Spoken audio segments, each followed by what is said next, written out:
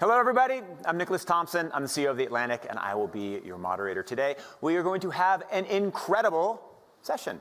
Star of the show is Nita Farahany. She is a futurist and legal ethicist at Duke, and she's so smart and so interesting. You're going to learn a ton. This is how it's going to work.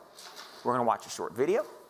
She's going to come on stage and talk, and then we're going to do a little Q&A, questions from the audience, and that'll be a wrap, and you'll leave enlightened and excited. So first off, a video. It's going to make you see the future and understand a wonderful future where we can use brainwaves to fight crime, be more productive, and find love. Let's roll. You're in the zone. Even you can't believe how productive you've been. Your memo is finished, your inbox is under control, and you're feeling sharper than you have in a decade. Sensing your joy, your playlist shifts to your favorite song, sending chills up your spine as the music begins to play. You glance at the program running in the background on your computer screen and notice a now familiar sight that appears whenever you're overloaded with pleasure. Your theta brainwave activity decreasing in the temporal regions of your brain. You mentally move the cursor to the left and scroll through your brain data over the past few hours.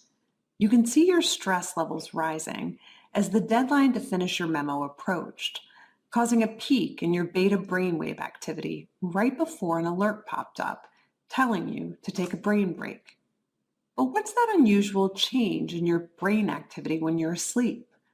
It started earlier in the month. You send a text message to your doctor with a mental swipe of your cursor. Could you take a quick look at my brain data? Anything to worry about?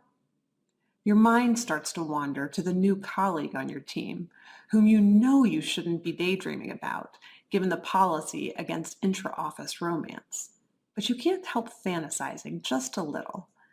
But then you start to worry that your boss will notice your amorous feelings when she checks your brain activity and shift your attention back to the present.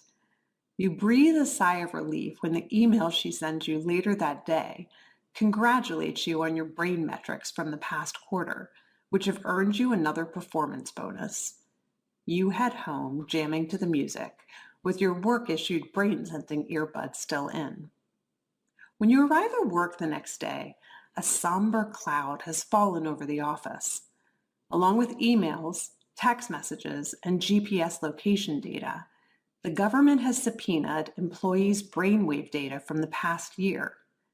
They have compelling evidence that one of your coworkers has committed massive wire fraud. Now, they're looking for his co-conspirators. You discover they are looking for synchronized brain activity between your coworker and the people he has been working with. While you know you're innocent of any crime, you've been secretly working with him on a new startup venture. Shaking, you remove your earbuds.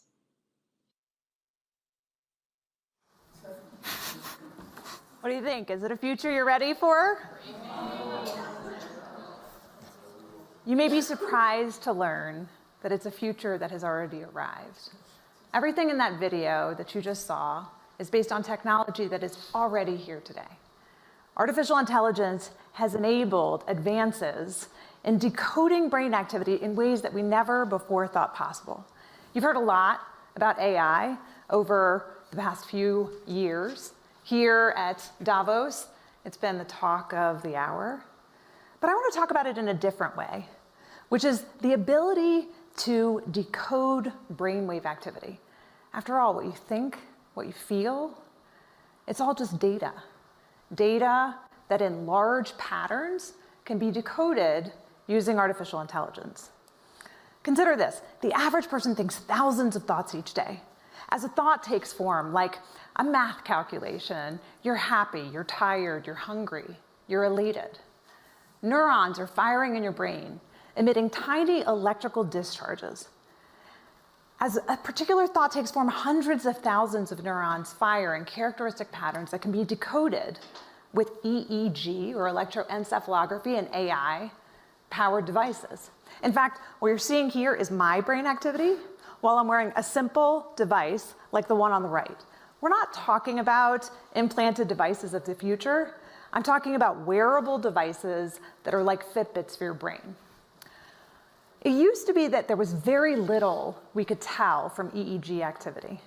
But already, using consumer wearable devices, these are headbands, hats that have sensors that can pick up your brainwave activity, earbuds, headphones, tiny tattoos that you can wear behind your ear.